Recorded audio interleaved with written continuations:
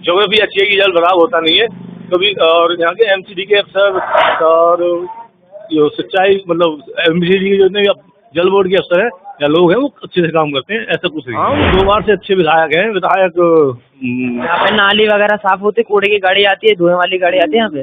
हाँ, एमसीडी अपना पूरा पूरा काम करती है, जो डेली कूड़े की गाड़ी आती है। गर्मियों में पानी की प्रॉब्लम हो जाती है, जो भी कार्य होते हैं उन्हें हमेशा नोटिस करते हैं और उन्हें देखते रहते हैं कि काम कितनी जल्दी पूरा हो रहा है या नहीं हो रहा। सटीक खबरों का सीधा असर। आप देख रहे हैं एनसीआर समाचार। नमस्कार, मैं कुणाल और आप देख रहे हैं एनसीआर समाचार। में मौजूद हूँ ओखला फेज 1 के तेखंड गांव में। जैसे कि दिल्ली सरकार 10 साल से दिल्ली में राज कर रही है, ऐसे में केजरीवाल ने यूँ बोला है कि मैं दिल्ली को मॉडल बना दूंगा। ऐसे भी सीधा जनता से जुड़ते, जनता से पूछते हैं कि उन्होंने दिल्ली में क्या काम करवाया और क्या काम नहीं करवाया। हाँ जी नमस्कार, आपका नाम क्या है? मेरा नाम तरुण चौधरी है। यहाँ के विधायक कौन लगते हैं? यहाँ के विधायक सहीराम पहलवान हैं, जो कि बहुत अच्छे आदमी हैं। हमेशा अपने सामने ही जो भी कार्य होते हैं उन्हें हमेशा नोटिस करते हैं और उन्हें देखते रहते हैं कि काम कितनी जल्दी पूरा हो रहा है या नहीं हो रहा। यहाँ पे पानी बिजली वगैरह सब सही आती है? पानी बिजली सही है सब, लेकिन एक्चुअली प्रॉब्लम ये होती है गर्मियों में पानी की प्रॉब्लम हो जाती है, लेकिन वैसे तो नॉर्मल कभी प्रॉब्लम नहीं होती। अच्छा। हाँ, यहाँ पे मीठा पानी नहीं है और मीठे पानी के लिए एक लाइन है जो कि फरीदाबाद से और यहाँ पे दिल्ली में टच होती है, लेकिन वो उस लाइन से इतना पानी नहीं आ पाता जिससे कि आपूर्ति हो सके। अच्छा जी। जो 200 यूनिट तक फ्री मिलती है बिजली, वो आपको फ्री मिल रही है? 200 यूनिट बिजली मानो एक बिल्डिंग है, बिल्डिंग में बहुत सारे लोग रहते हैं। आप बिजली बोर्ड कम बार बार ये तो मीटर नहीं देगा कि आप हर कमरे के लिए मीटर लगाओ या उसके लिए मीटर लगाओ।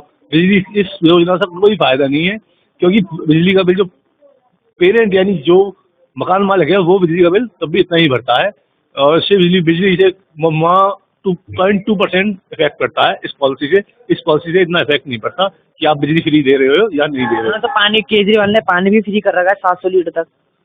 केजरीवाल ने 700 लीटर तक पानी फ्री कर रखा है, लेकिन ये तो हमारी मूलभूत आवश्यकता है ना, पानी और बिजली। चलो बिजली पे भी हम नहीं डिपेंड रहते, पानी तो हमारी मूलभूत आवश्यकता है। 700 लीटर में तोलना या 1000 लीटर में तोलना ये तो कोई औचित्य नहीं होगा। और हमेशा पानी का हमेशा कुछ ना कुछ काम चलता रहता है। पानी के लिए इतनी कोई समस्या नहीं है, बिजली के लिए भी इतनी समस्या नहीं है बस। लेकिन बिजली बोर्ड से एक समस्या है कि उन्होंने जो तार डालते हैं बिजली के, वो सड़कों के ऊपर से डाल देते हैं, जिससे कि हादसे होने की घटनाएं बढ़ जाती हैं। विधायक के काम से खुश हैं आप? हाँ, वो 2 बार से अच्छे विधायक हैं। विधायक यहाँ पे नाली वगैरह साफ होती है, कूड़े की गाड़ी आती है, धुएं वाली गाड़ी आती है यहाँ पे?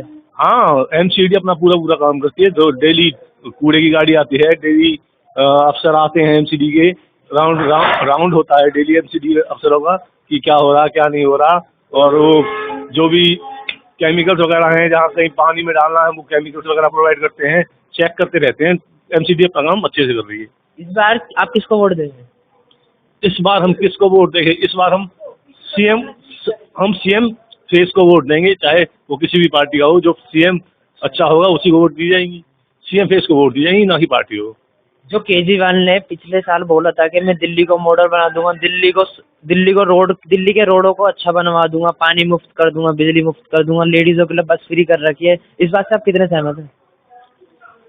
रोडों को बनाने वाली बात है तो कराड़ी रोज हम न्यूज में देखते हैं कि कराड़ी का 10 साल बाद 5 साल बाद उद्धार हुआ है, जो कि कराड़ी ने पूरा जोर शोर से विधायकों के खिलाफ अनशन निकाले हैं और बातें कही हैं, तब जाके कराड़ी का काम हुआ है। तब कराड़ी के मरे हुए लोगों को ले जाने के लिए तक भी जगह नहीं थी, वहाँ पे इतना पानी भरा हुआ था। और ये वीडियो तो बहुत वायरल हुआ है सोशल मीडिया पे। तो ऐसी हमारे क्षेत्र में इतनी प्रॉब्लम नहीं है, हमारा क्षेत्र से भी अच्छे से काम करता है। यहाँ पे बारिश में जल भराव तो नहीं होता? नहीं, यहाँ पे जल भराव, यहाँ का ज्योग्राफी अच्छी है कि जल भराव होता नहीं है कभी। और यहाँ के एमसीडी के अफसर और जो सिंचाई मतलब एमसीडी के जितने भी जल बोर्ड के अफसर है या लोग हैं वो अच्छे से काम करते हैं, ऐसा कुछ नहीं है। दबाव होता है, विधायक जी का भी दबाव होता है, उनका भी रुतबा है, वो बोल देते हैं एमसीडी को या किसी भी चीज़ को कि भाई ये गलत है और आपसे अच्छे से कीजिए। जो केजरीवाल ने पिछले दिनों में लेडीजों के लिए पॉलिसी निकाली 2100 रुपए की, उसके मामले में आपका क्या कहना है? देखिए, हरियाणा पहले से ही इन पॉलिसियों पे काम करता है। हरियाणा 30,000 रुपये पेंशन देता है हर बुजुर्ग को, और जबकि दिल्ली में इतना इनकम टैक्स प्रोड्यूस होता है, इतना टैक्स प्रोड्यूस होता है, इतने लोग हैं और इतना घनत्व है जनसंख्या का, तो जाहिर सी बात है उन्हें 2100 नहीं, कम से कम सेंटर एक राजधानी होने के नाते कम से कम उन्हें 3,000 रुपये कम से कम हरियाणा स्टेट के लेवल पे तो उन्हें ये कार्रवाई करनी चाहिए। 2100 रुपये से काम कहाँ चलेगा? आप कहते हो कि तो कम पड़ रहे हैं, हाँ 2100 रुपये कम पड़ते हैं। तो बस भी तो मुफ्त करवा रखे उन्होंने लेडीजों के लिए।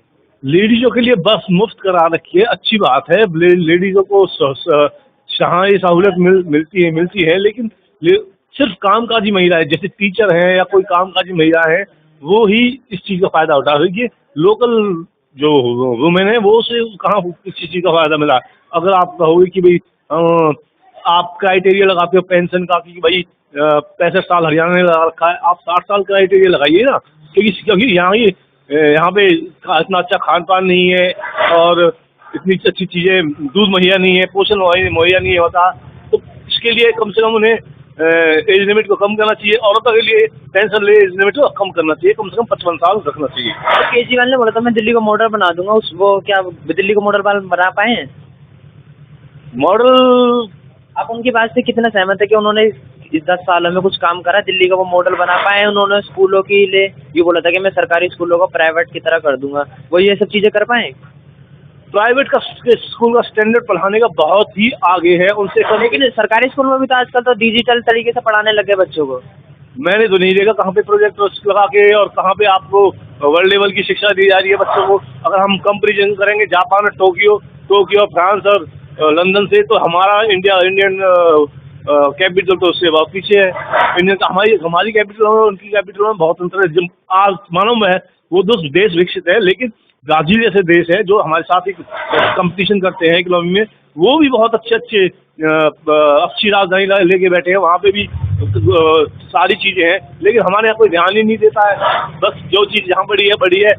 मतलब हमारे यहाँ पे जो लोकल इश्यूज हैं किसी भी चीज़ को लेकर, जमीन की है या किसी भी चीज़ की है, उन चीज़ों को सॉल्व करना होगा। ये कि मतलब मानो कि आपने कूड़ा फेंक रहे हो, आप किसी की प्राइवेट प्रॉपर्टी है, प्लॉट खाली पड़ा, उसे पूरा डालते ही जा रहे हो, उसे डंपिंग ग्राउंड बना दिया, तो ये चीज़ तो गलत है ना। आपने किसी की प्राइवेट प्रॉपर्टी पे आपने जानबूझ के कूड़ा घर बना दिया। कूड़ा घर के लिए अलाउड तो होना चाहिए ना, कूड़ा घर के उनके नियम ही नहीं है कुछ कि नियम ये होने चाहिए कि कूड़ा घर बनाने से पहले कि उसकी लॉजिस्टिक क्या होंगी, उसकी सप्लाईज क्या होंगी, कहाँ कूड़े को सहयोग के सेंटर से, यहाँ पे बहुत बड़े कूड़े का पहाड़ है, उससे सेंटर ने सुविधाएं दी हैं। सेंटर ने उससे एक कारखाना लगाया है जिससे कि वहाँ पे कूड़ा कम हो रहा है। और दिल्ली में तो 4-5 जगह बताया जाता है जहाँ पे कूड़े के पहाड़ बने हुए हैं। और पहले भी एक घटना हुई थी कि गाजीपुर में कि वहाँ पे लोग दब के मर गए थे। केजरीवाल सरकार के राज में सभी जो युवा हैं उन लोगों को रोजगार मिल रहा है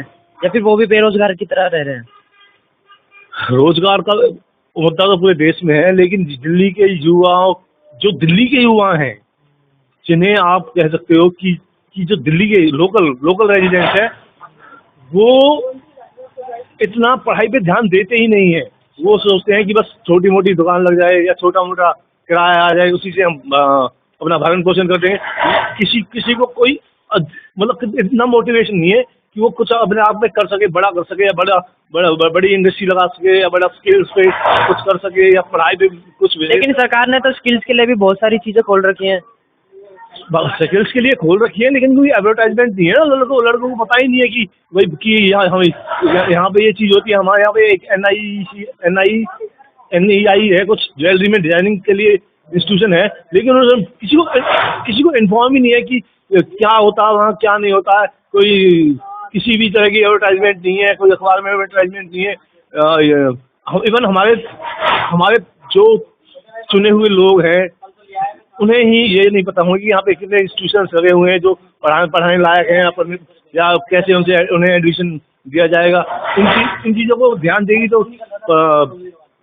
फिर चांस हो सकते हैं कि दोबारा से आम आदमी पार्टी आए। आपके क्षेत्र में नशाखोरी, अपराध वगैरह कोई चीज होती है? हमारे क्षेत्र में नशाखोरी हमारे क्षेत्र में हमारे क्षेत्र में तो सब दूध और दही का ही नशा करते हैं, ऐसा कोई नशा नहीं करते जैसा आप सोच रहे हैं। यहाँ पे मैंने तो कभी देखा नहीं है कि यहाँ पे मुंबई की तरह हीरोइन, कोकीन और ऐसे नशे हों। मैं जीवन में जनकपुर भी रहा हूँ, पढ़ा हूँ, इवन मैं पलवल में मेरा रेजिडेंस है, वहाँ भी हूँ, यहाँ भी रहता हूँ। ऐसे मैंने कोई नशे नहीं देखे कि कोई पूरा दिन से कैरियर खराब हो जाए, कुछ हो जाए। थोड़ा बहुत कोई ड्रिंक शाम को कर लेता है तो कर लेता है, वो तो आपकी आपने बड़े बड़े लोगों ने नीतियाँ बनाई थी दारू फ्री करने के लिए, और क्या बताओ उससे दारू पीने से आदत ज़्यादा हो गई हो, शरीर की कैपेसिटी ज़्यादा हुई है दारू पीने के लिए, पीने से, ये तो आंकड़े ही बताए। केजरीवाल पे आरोप भी तो लगा था शराब के घोटाले का। शराब के घोटाले का आरोप केजरीवाल पे लगा है, लेकिन सबसे पहले तो और भी और जुडिशरी ने और लोगों को अंडर एस्टिमेट नहीं किया ना। पहले उन्होंने सोदिया जी को लिया, फिर उसके बाद कई लीडरों को लिया, उसके बाद केजरीवाल जी का नंबर आया कि जब उनसे पता ही नहीं चल रहा है कि भाई आप कर क्या रहे हो, तब इवन सीएम को भी न्यायालय में आना पड़ा, उन्हें जेल में रहना पड़ा। उनकी ये नीतियाँ तो फेल ही हैं। जब नीतियाँ फेल हुई हैं तभी तो कोर्ट ने पॉइंट आउट किया है। ऐसे तो ऐसे कोर्ट पॉइंट आउट तो नहीं कर सकता ना कि आपको कि आपकी कोई पॉलिसी, आप ऐसी पॉलिसी बना रहे हो जिसमें एक की जगह दो बोतल दे रहे हो।